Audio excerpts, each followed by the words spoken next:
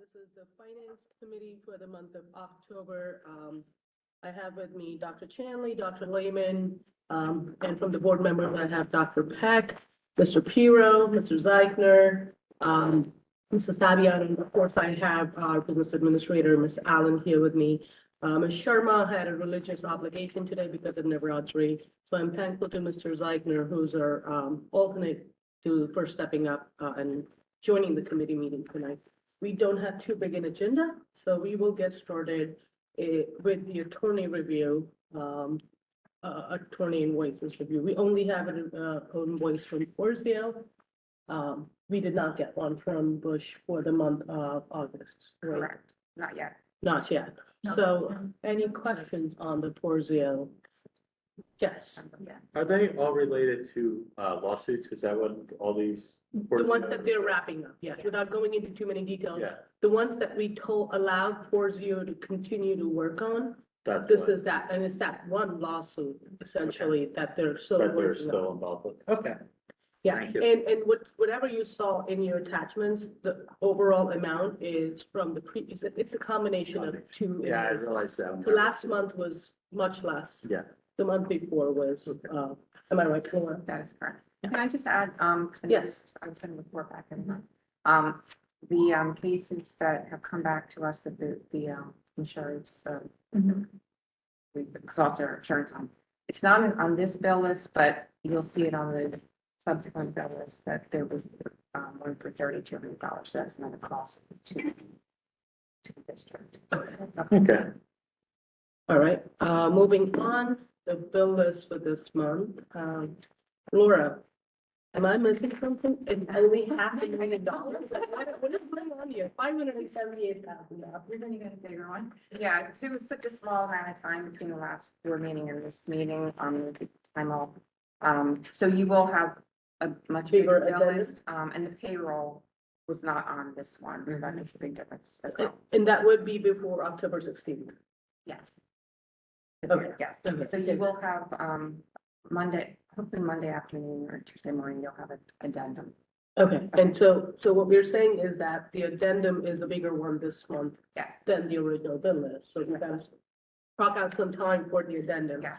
I did have one check that I wanted to get some clarity on. It's, for Reed Cell, it's 01869. Is that for one of our school shows or?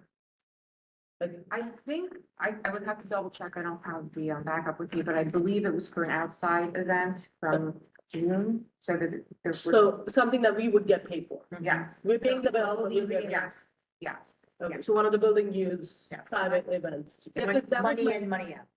my concern was it's too early for us to get a bill for any of our shows. Well, this was from a June, event that is just now being paid, so, Okay, but I can double check, but Yeah, I'm pretty sure it's an outside event. all right, just let us know whenever you can. Yeah. And then the next item on the agenda is the Genesis. We had this discussion last month, and we did make an ask from the business team to look into it for not just the HR, but the payroll. So Laura, would you like to speak to it, please? Sure. So as we presented last month, the cost of the HR program, with Genesis is $25,000, the initial setup cost, and then an additional $5,000 for the annual maintenance after year one. If it's a 6-month process to set up, basically. So if you decide to go ahead with that, and if the setup were to start January 1st of 25, it would go live on July 1st of 25. So the current cost that we're paying now for both HR and payroll with CSI is $13,760. Of that amount, $6,000 is for cloud storage and access, and that would remain that $6,000 regardless. If we don't use their HR program anymore, the $6,000 amount plus the difference in bill, 7,000. About half would be payroll, half would be HR. So we would lose about $3,500 if we go with the HR. The proposal that's been provided by Genesis for payroll is $50,000 for the setup, and then $10,000 a year after that for maintenance. So that is what they provided. And I can say that at this point, our payroll department is very happy with CSI that they're using. They're very familiar with it. They're able to navigate it with all of our quirky things in our contracts. So they're satisfied with what they have. So they don't, Difference. yeah. 75,000 compared to 13,000. Well, the annual would be Yeah, 15,000. it's- Annual is Setup, though. yes. We'll set up, no matter what we change to, there'll be a setup cost, but Yeah. the annual cost is 15,000. versus 13 right now. So I've spoken with Ms. Allen, her and I met today. We had a nice robust discussion. And we feel we're both in agreement that our recommendation would be at this time that we are very strong about moving forward with the human resource one. We feel that financially it is feasible because the difference of the 3,500 versus the 5,000, that's basically what you're looking at. So it's different, 1,500. I understand what you said about the cloud, that stays in effect. Yes. So it's a $1,500 additional cost. There is no question that it is something that the human resource department would like. That being said, however, we feel that it is appropriate to be tasked with relooking at this again and reintroducing it again and having this conversation again, perhaps at the end of this school year, to entertain the conversation and to bring in the payroll department to have the conversation about what it looks like, because we really feel like, although we would like one system, you don't have to have one system to be successful.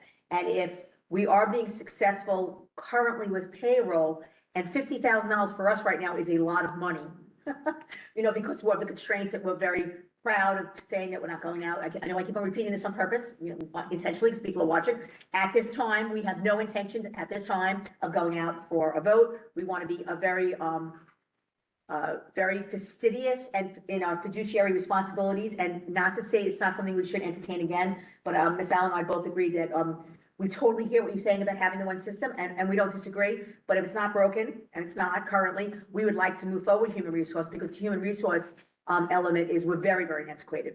She did speak, and if you want to elaborate on this, she did speak with the payroll department about them having an understanding that in the beginning, it may be a little, what's that word that we've been using? What is that? It'll be Wonky. Wonky. It'll be cumbersome. It'll be a because little cumbersome because they the may is going to be they done. may be doing some additional work, but at the same time, we can't stop progress because one department might have additional, but they really weren't concerned. They respected the fact that human resources needs to move forward. And two of the three payroll staff members have worked in our HR department, so they're familiar with that. Which is a very nice It is- transition for us. So so anything that basically would be any, new people or changes during the year that they would be inputting as opposed to. Manually into CSI. Yeah, so, and that's not a big deal, Mhm. because they would get a list every month from, I think HR. it's not a lot, but they're familiar with that. already. For the clarity of the public and for the committee members so we had some of this discussion in our pre-finance meeting, so I want to explain to everybody, the HR and payroll currently are both handled through the CSI. Correct. For which we pay $13,000. Correct. A year for maintenance, like the system fee.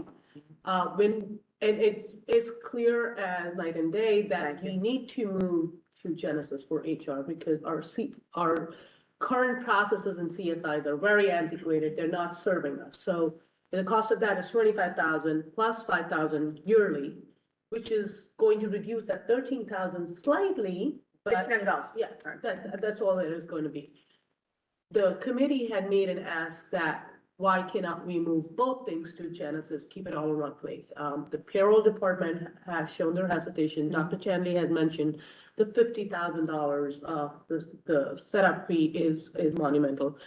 The concern that we were talking about in our pre-meeting, which again, Dr. Chanley is addressing, and you're saying that people in the team are expecting it and can handle it. The fact that both of them were in the same system, they could use those HR reports to run the payrolls. There was one less step there. Now we're moving everything HR into Genesis. So the payroll system is not going to be aware of the HR changes automatically, but that's one cost of this integration, right?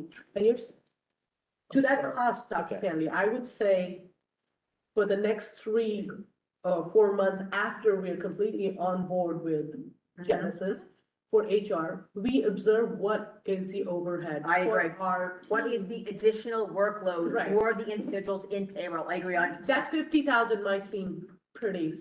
And it might wind up for the extra, It may make a lot more sense. but I agree with you saying that. So even if you We said, don't know right now. if you said right now, let's just say January they come in, and then, everything's turned over by July, I'm just gonna use July. Right. So from July, August, September, Okay. we then monitor Yeah. and do an audit of what the additional work is. Yeah. So that if, that's why I meant like, we We have don't this need to conversation make that again, decision right now. right? And as So long we as it. don't stop the No, HR. and I appreciate that. I am asking on, on behalf that the committee agree would with your move forward to put on the board the recommendation. That would be great for the HR. Our only ask is that once the transition is complete, you revisit the payroll. Right, and from so, that. so in September, realistically, there should be a conversation about what was the workload? Did it create any type of overtime, extra work? What did it look like?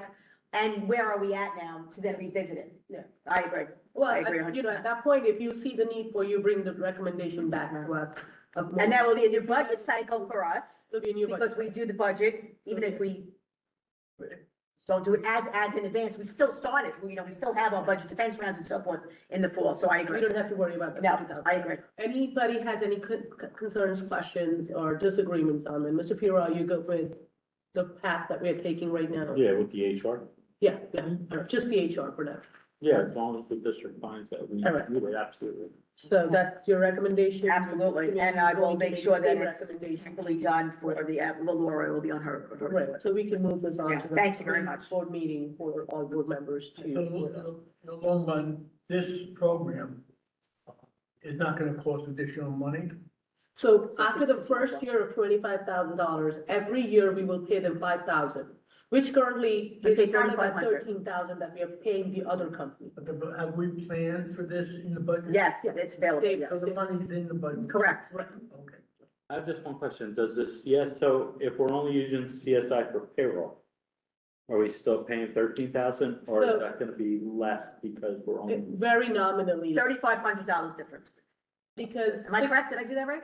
So there's 1,500, right? It's $1,500. Yeah, okay. Yeah, No, just that's- because the cloud component of that 13,000 was over 50, almost 50% of So we that. still have to pay that. And that's you a have to continue to pay that. The because I cloud. think the data Yeah. is sitting there. Perfect, yeah, I agree. We did. The next item on the agenda tonight is the Board board, goals. right? We covered everything else without. So the board goals for finance committee are honestly, yeah. No, it's so clear. It's always clear, right? We've gotta be fiscally responsible with the taxpayers' money. Which is what, But- which is what's on here, which is what the board goals. Oh, yes, It right. just says the Board of Education is committed to supporting fiscally responsible, revenue-driven initiatives. Now, we can change the wording, obviously, but that obviously is a goal that we want to maintain, is maintaining fiscal responsibility. So we're gonna play with that wording a little bit. Right. So there were two goals which I felt had a, bearing on our financial, work. One was this, revenue-driven initiatives, and the other was the facility needs, right? If we make a board goal to address facility needs again, which, we Which did we- last year, we don't have to do it this year, but something on those lines is gonna come up. We could, make it, we could word it in a way where we went ahead with the ESA. I was just gonna say that. And that powers us to recycle, repurpose money from savings, energy savings into, so maybe we can make it our board goal that any capital improvement project will go, will go through the, and I don't want to be the one wording it, maybe we do bring it up and make it a combined goal with the buildings, grounding, transportation committee, The but money savings under the. money savings should be the ones fueling our capital projects, if Absolutely. we can get grant Because in money, this great. particular budget cycle, other than ESIP, of course, we don't have any, as you know. Right, right. I mean, the conversation is already taken off regarding kindergarten, what that looks like. Would there be a referendum? Wouldn't there be a referendum? What would be included? Would it be just kindergarten? We can't get there yet until we follow the plan, which is demographer's report and then looking at facilities and looking at retrofitting the classrooms and what we need. But we are all on board for that conversation. So, and the money saved towards that can be considered a capital improvement. Right. If you need to change 3 elementary schools, 3 rooms, 4 rooms, add on, but we don't know. I'm just throwing everything out there because we don't know what it looks like yet until we have that conversation. And in the past, we've always had Mr. Tig and his team take the lead on this, but now Yes. they can lean on industry experts that we, are working along with to, every time we have a need, we run it past them and say, what is it that we can do that can fund this project, right? Anybody else has any comments? Yes, go I ahead. just have a question. The advertising revenue and stuff, are we making money on that, or is there, I do could. we know what we? I could speak on, you could speak on the overall, and I'll speak on the concepts. So Like what- Dr. Lehman, Put the sign, Dr. Lehman could speak on the actual dollars, or let me rephrase, he could speak on some of the projects. What I'd like to speak on, what we've been able to do, and it is under Mr. Moraldo's purview, Mr. Moraldo rather, it's purview. What has happened is some of the costs that would initially be part of our budget and our concern are not, because we are allowing legally, appropriately, sponsorships. So for example, we can say, there was a robotics competition, a group came in, an organization came in, a business owner came in, and X amount of dollars that we would have normally had to put in our budget and spend, they paid. So what we're doing is we're not, the way we see money is similar to the way the ESIP is gonna happen, right? So you may not actually see, we didn't take in $25,000, but we didn't spend $25,000. And then, of course, there is the cost for the advertising, which I know that you're Yeah. dealing with. And Mr. Morales spoke to it at one of the committees yesterday, so I'll kind of do a quick summary. Most of it, we're certainly in the black in anything that we've been running. But most of whether it's one of the signs that are out there or events and enrichment programs and things, we'll go to the cooking one specifically. Local businesses would reach out, and they're starting to reach out now. He would go out and also solicit it as well. And they would say, we'd love to partner with you guys. Here's $2,500. Use that to purchase all the supplies for cooking. Included in that is, $1,000 towards a sign, and some of them are like, here's $500 for a scholarship and things like that. So what we've noticed is our partners are looking for a specific activity to sponsor, as opposed to just saying, here's a blank check, put it in the general fund. So we have a record, and you actually, everything's board approved. So every board meeting, you see most of the sponsors we approve, there's a list of things that they're contributing towards. And it's really been a nice piece to get us out there, to bring partners in. A lot of them are connected to areas in which their businesses are related to, or they, have an interest in, and we're expanding those programs anyways, or those programs that are functioning for us. But yes. So it's taken on very much a sponsorship role. I think when it started out, and this is going back, even before me and before some of us, it started out with, we're gonna sell a sign, the sign's gonna be X amount of dollars, we're gonna bring in X amount of dollars, and that's our money. Now it's really morphed into, I like what you said, I'm a restaurant, so I'm excited to look at the culinary program. I'm a music store, so I'm excited to look at what to do for the music. So they want that relationship. And, many, many years ago, when I worked in Florida, I was in charge, I was a VP back then, it was called Business Partners in Education. And it was just a standard sponsorship form, and it was the same exact concept as it is now. And we make sure whatever we do is board approved. And I think it's important to note that when we are able to have some of our activities that are paid for by the parents, they're above and beyond, what's required here. I was gonna say God bless you, but I'll bless you anyway. Above and beyond what we're required to do, so a parent is paying for it. So the parent is paying for the fee for the course, but some of that may not even cost us anything if someone's providing utensils, the food, the items that are needed. I think it's actually a nice way to do business, because it really brings in that concept of taking ownership rather than just writing. Not that we've said this in the meeting, right? We'll take everybody's check. We did say that. But other than that, it makes that nice, they have that ownership piece when they see their name on it. And I know that he's working right now very diligently, because he wants to try and have that name, how we get that name recognition for our business partners, so that they want to partner even more and they want to sponsor even more. And I think that has been the game changer, and this has taken a life of its own. So I've been in the district 16, 17 years now, and, active for PTA. Money's always coming through PTA and parent organizations, but, there was no recognition as such for that. But like last year, we approved, the baseball parents donated the dugout, whatever that was, right? those things have happened over the years and nobody's looked for recognition, but now that these signs are going on around the field, I can't tell you how many times I'll get a picture in my text and how can I get this? Yeah, people How like can that. I, Sure. and they will even come up with programs they want to support, and all I need to do is send that email address, Mr. Morales' email address, saying, he's the person to contact, they will work with you, let them know what you can do and what is it that you would like to do, and they will let you know what are the possibilities. I have seen so many of those come to fruition in the last 6, 7 months, and so many that are in conversation with Mr. Meralda. And I think the most recent one I can think of is the soccer parents who were trying to do, and because I'm one, they're trying to donate something to the fields, but they want something, they want recognition for the. Extrinsic value.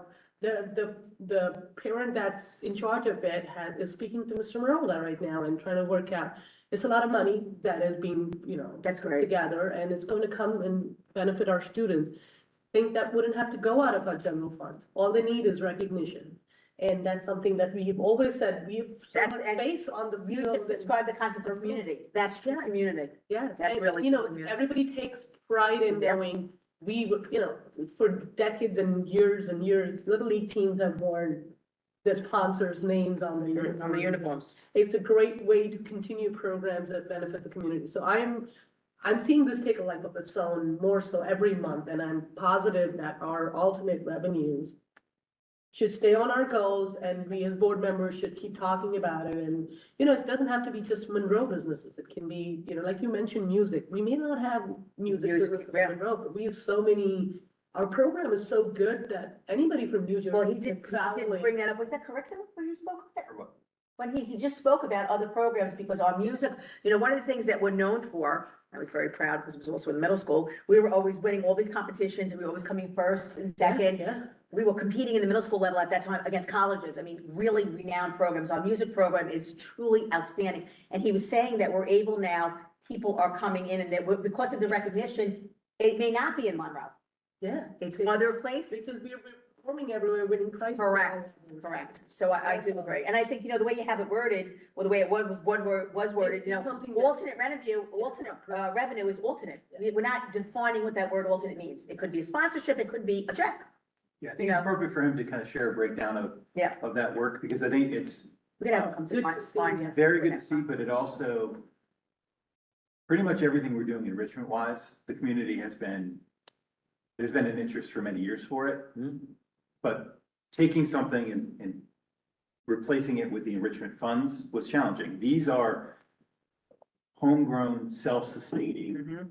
No course Through, stuff. through these partnerships is how we've been able to build these without having to touch or impact anything else. Yep. Yeah. So, and they're more than self-sustaining, they're definitely revenue generating. Will we solve the 2% cap issue with these projects? Absolutely not. No. Will we be able to continue to self-sustain and grow them, which is a niche that our community has and an interest they have? Absolutely. And you put words in my mouth right now. We keep saying that we are maintaining our programs, we're not cutting programs, but in all honesty, the truth is We are that growing we programs. are improving Yes. our program. Yes. But in baby steps, big steps, as much as possible, while staying within the same numbers. So we may be taking our programs that no longer anybody wants and are kind of aged out.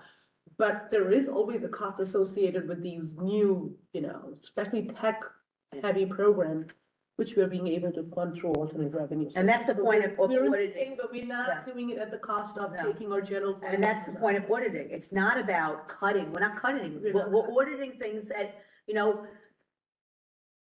I used to remember we had, it was called Apple Buff Challenge with the Stars. It was the most fun. It was so fun at the middle school. It was done forever. Just laughing. Okay, so it was done forever and ever and ever. And we had sponsors and the teams would come out against each other. And finally, a couple of the teachers that did it as advisors came. Nobody comes anymore. The kids aren't interested. It was beautiful. It was wonderful. It lived its life. Times change. Ran its times course. change, yeah. And I think that's similar to some of the things that we're seeing here. Yeah. And, things change. And you gotta change right with your audience, and Yep. that's the way it is. So, yeah, no, I think we've done great things, and I do agree, Mr. Maralda is, really doing what's part of his job, and he's doing it well. So in conclusion, Ms. Fabian, I'll work with you on whatever the finance committee needs to send you, but we're not, reinventing our finance goals. We're just going to use whatever has changed in the recent. And we said in the last committee too, that a lot of, the goals are going to and they should intertwine with Yes, each other. between So committees. certainly Yes. crossing over with BG&T, Yes, yeah. for the facilities part, for It's like CAC and LACE, basically, you understand, like LAC. So that brings us to the end of the finance, unless anybody has anything else to say. Thank you so much. We will now be having our BG. Thank you. Thank you. Thank you. Thanks, Charlie.